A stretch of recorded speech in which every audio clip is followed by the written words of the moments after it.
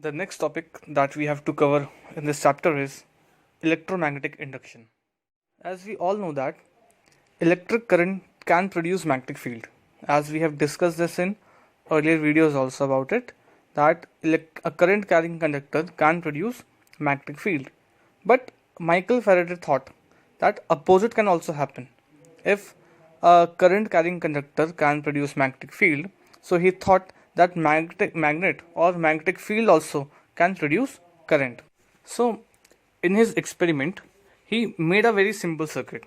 He placed the galvanometer in the circuit.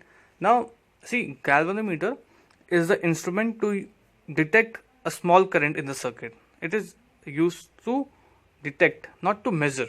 This you have to remember, that galvanometer is used to detect current in the circuit. So he made a very simple circuit. He put a galvanometer over there, and near that coil, near that circuit, he placed the bar magnet. He was hoping that magnet also or magnetic field also can produce electric current, but there was no deflection in galvanometer.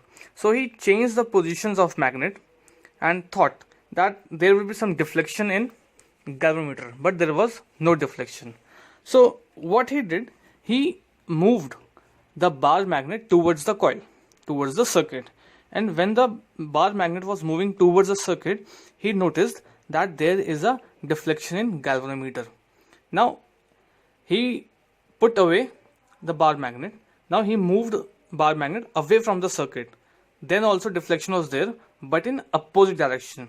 So this made him think that magnet can produce current. Magnet can produce current, but only when magnet is in motion. So when magnet was in motion, it made current to flow in the circuit. This current was known as induced current, and the phenomena was known as electromagnetic induction. In his next experiment, he used the same apparatus, a simple circuit which was connected to a galvanometer to check the current, and there was a bar magnet. Now in this case, what he did, he made a bar magnet stationary.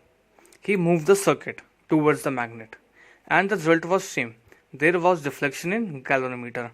Now he moved away from the bar magnet, and again there was a deflection, but in opposite direction.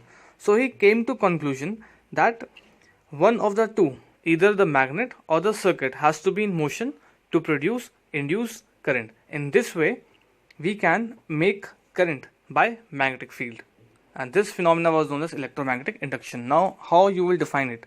You can define it by that the process or the phenomena of producing induced current with help of magnetic field is called electromagnetic induction.